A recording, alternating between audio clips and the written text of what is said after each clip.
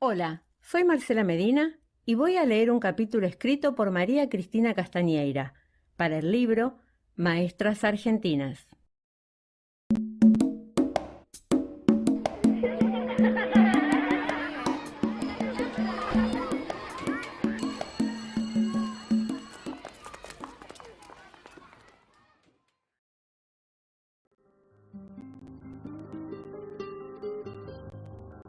Norma Morelo. Alfabetización, militancia y un modo de ser.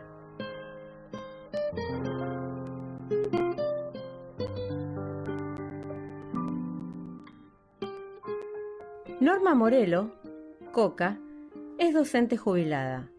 Fue maestra rural en Goya, Corrientes, militante e integrante del Grupo Rural de Acción Católica y participó del movimiento campesino de las ligas agrarias. Fue secuestrada 2 veces, torturada, liberada y exiliada. Cuando regresó al país, luego del exilio, se instaló en la ciudad de Buenos Aires y se desempeñó como maestra en un programa de alfabetización destinada a adultos en la Villa 31 de Retiro. Fue distinguida con la placa Maestros de la Vida por la CETERA, junto a militantes y artistas, a 30 años del golpe de 1976.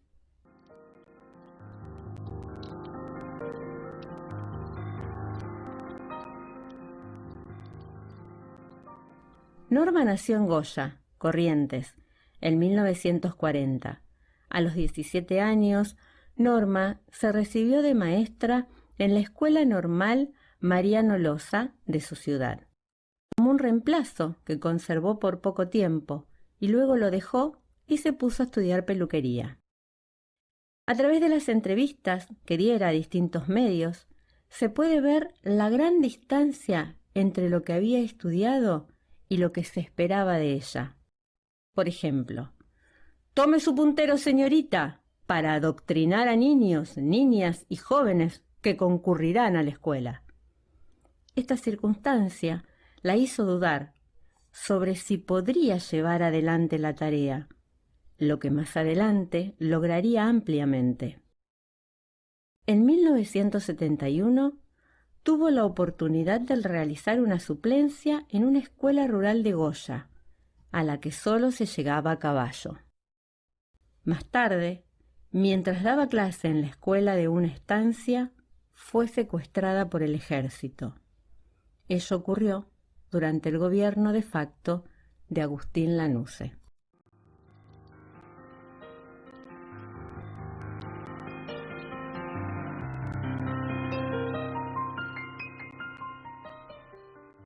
A fines de la década de 1950 surgió en Argentina el Movimiento Rural de Acción Católica, que hacia 1970 dio origen a las ligas agrarias. Primero en la provincia del Chaco y luego en las demás del Nordeste, incluyendo Corrientes. Entre los años 60 y 70, los movimientos políticos sociales provocaron movidas revolucionarias en las estructuras de poder de todo el mundo, también dentro de la Iglesia. En esta última se dio el diálogo entre católicos y marxistas, iniciando en Europa con la encíclica Pacem in Terris del Papa Juan XXIII. En las provincias del Nordeste, esto se vio reflejado en el accionar del Movimiento Rural de Acción Católica, que comenzó a actuar como una entidad educativa, brindando al campesino elementos para luchar contra sus explotadores y salir de la marginación en que se encontraban, para lo cual contó con el decidido apoyo del obispo de Goya, Monseñor Alberto Devoto.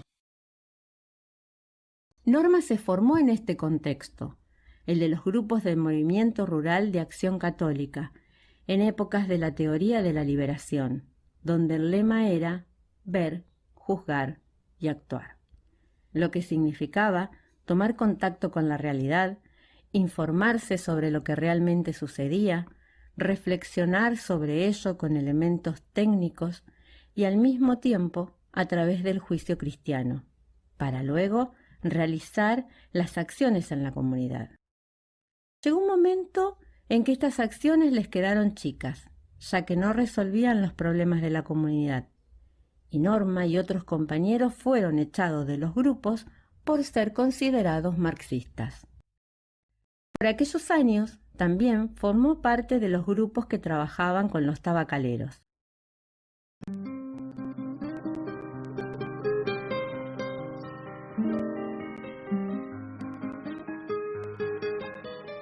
En 1969 fue invitada a Centroamérica por el Movimiento Internacional de Juventudes Agrarias. Más tarde diría de dicha experiencia: estuve casi 2 años entre El Salvador y Guatemala, en parroquias de montañas. Fue una experiencia increíble. Llegué a trabajar con Monseñor Romero. La pobreza de El Salvador fue lo más grave que viví por ahí. Me acuerdo que para dormir me tapaba desde los pies hasta la cabeza, porque por las noches se pasaban las ratas por encima. Empezábamos a hacer reflexiones sobre cada cosa de la vida. En un momento preguntamos cada cuánto comían carne, y ellos se reían. Comían carne cada 2 meses. Y empezamos a darnos cuenta de lo que era eso. Esa pobreza profunda fue toda una revelación para mí. Se me agrandó la mirada. Ahí me di cuenta que era algo que había que encarar a nivel más universal, porque estaba toda América así. Yo había hecho estadía en Brasil y Panamá. En todos los países era igual. A su regreso, Norma se integró a los cursos de alfabetización y formación técnica destinados a jóvenes campesinos. Luego participó de las ligas agrarias, movimiento que abandonaría más tarde por no compartir el nuevo rumbo que por ese entonces tomaba la organización.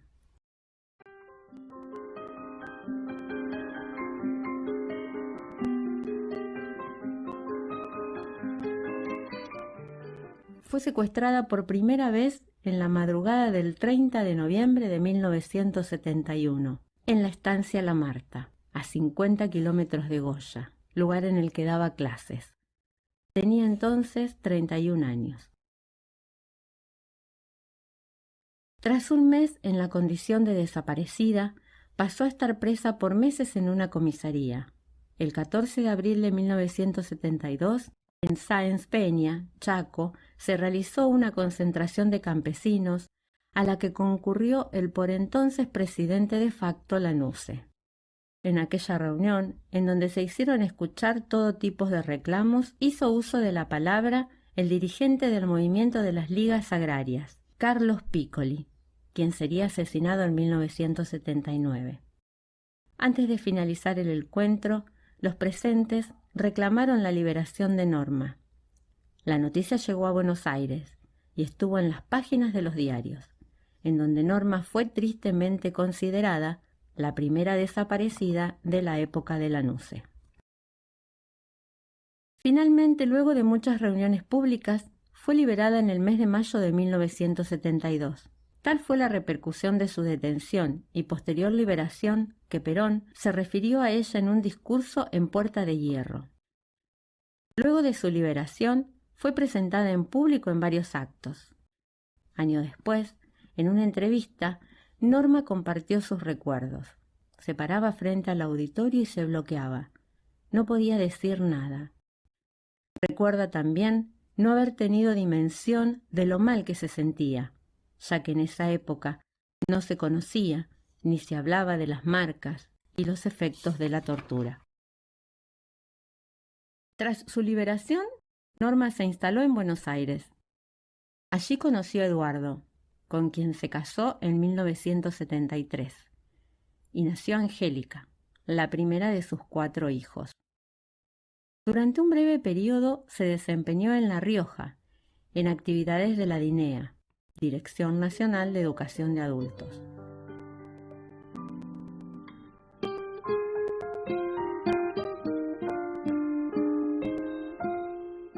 Su segundo secuestro ocurrió en Buenos Aires en 1976.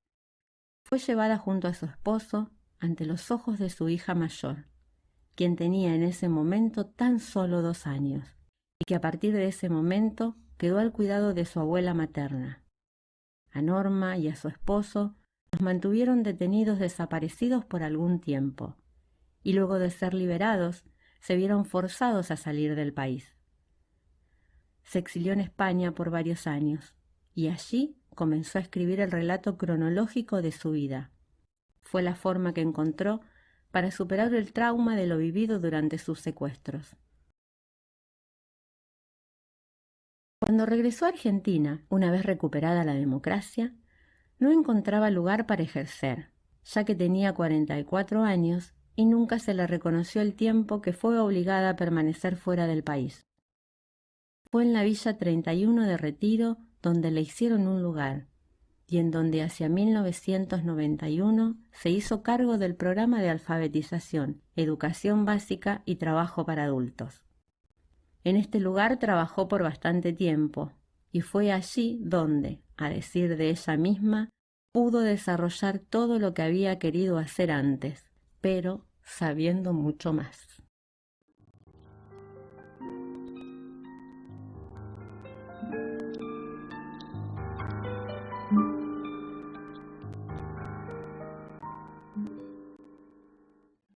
Su trayectoria como educadora con compromiso social, con militancia en el territorio, es un claro ejemplo de una forma de vida, lo que en el litoral llamaríamos un modo de ser. Reconocida por algo muy trágico y triste, como fue el secuestro y la tortura que padeció 2 veces, decidió dedicarse a la alfabetización en la Villa 31, allí donde el Estado llegaba poco o nada, allí donde las necesidades son muchas, allí donde los diarios, cuando llegan, es para levantar malas noticias. Norma reflexiona al respecto. Los y las maestras, ¿para qué alfabetizamos? ¿O qué esperamos que suceda? Acá, a la villa, traje mucho de lo que me había quedado sin hacer, y creo que esta vez lo hice mejor que en todas las veces anteriores, no con tanto optimismo, sino sabiendo cómo ocurren las cosas, y pensando para qué. A mí me da bronca ciertos programas políticos que hablan de construir poder, pero sin dar la discusión de para qué. Su propuesta de alfabetización hace referencia a que se comprenda por qué se hace tal o cual cosa, poder pensar, discutir y expresar cuál es el propósito de hacer algo, ya que de lo contrario reproducimos las mismas relaciones de poder que criticamos. De hecho, en su vida tanto aceptó retos y desafíos, como también renunció o se alejó al ver que lo que se esperaba de ella la alejaría de su propósito. En agosto de 2019 presentó en la ciudad de Buenos Aires Cocinas de Libertad, libro que habla precisamente de todas las cocinas en las que participó. Así, está dividido en 3 momentos: la cocina peronista, la de las luchas rurales y la cocina de la alfabetización y el trabajo. Recorrer este libro con trayectorias de maestras que nos precedieron y que han dejado un gran legado, es una oportunidad para conocer algo de la vida de Norma, y compartirla es un acto de justicia. Considero que el más acertado homenaje que podríamos brindarle es la coherencia de nuestras acciones, una correspondencia entre lo que pensamos, lo que decimos y lo que hacemos en el día a día.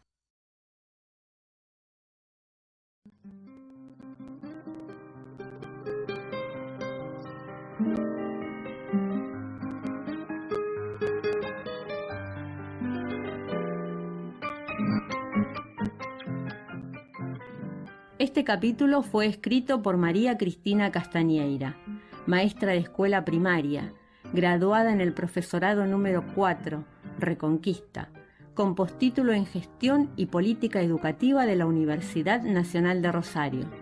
Hoy jubilada, fue maestra, directora y supervisora en las escuelas rurales y urbanas de la provincia de Santa Fe.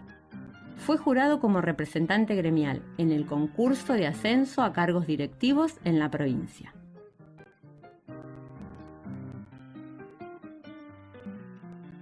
Espero que hayan disfrutado la lectura. Yo Soy Marcela Medina.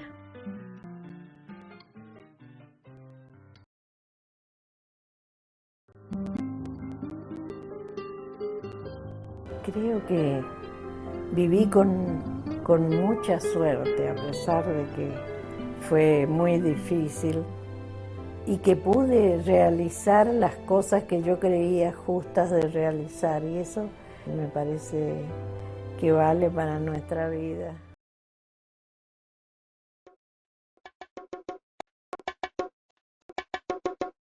Maestras Argentinas, entre mandatos y transgresiones, reúne en un centenar de capítulos las trayectorias de maestras de todo el territorio nacional y de todas las épocas. El ámbito educativo pone en tensión los mandatos establecidos y las motivaciones propias de cada educadora, lo que confiere un particular dinamismo y riqueza a estas historias de vida. Algunas maestras fueron obedientes reproductoras del mandato estatal, otras eligieron rumbos críticos, problematizaron la tarea docente, abrevaron en teorías renovadoras, bregaron por la inclusión, desarrollaron experiencias de educación no formal, cargaron sobre sus espaldas las escuelas rurales, eligieron alfabetizar en villas y en contextos de encierro, o fueron pioneras en la educación para personas con discapacidad. Muchas rechazaron el modelo patriarcal que las limitaba al hogar y el aula, ocupando nuevos espacios en el periodismo, la literatura, el arte, la universidad, el parlamento y otros. Están presentes también las maestras que lucharon por la educación pública, común, laica y gratuita, y aquellas que, asumiendo su condición de trabajadoras, impulsaron la organización sindical. Asimismo, las que soñaron con una sociedad más justa y se transformaron en militantes socialistas, anarquistas, comunistas, peronistas o radicales, así como en feministas, ecologistas y defensoras de los derechos humanos. Ya en el siglo XXI llegan por primera vez a las aulas maestras de los pueblos originarios y disidencias sexuales. Todas estas historias van tejiendo la trama de una historia desde abajo de la educación en nuestro país. Maestras Argentinas es un proyecto colectivo. A las más de 80 autoras y autores de los diferentes capítulos se suman numerosos intérpretes que a través de la narración oral hacen posible este audiolibro. Eduardo Mancini y Mariana Caballero fueron los compiladores y la edición es una producción conjunta del Centro Cultural La Toma, la Asociación Civil Inconsciente Colectivo y la Cooperativa de Pensamiento Margarito Tereré. Este material es de difusión libre.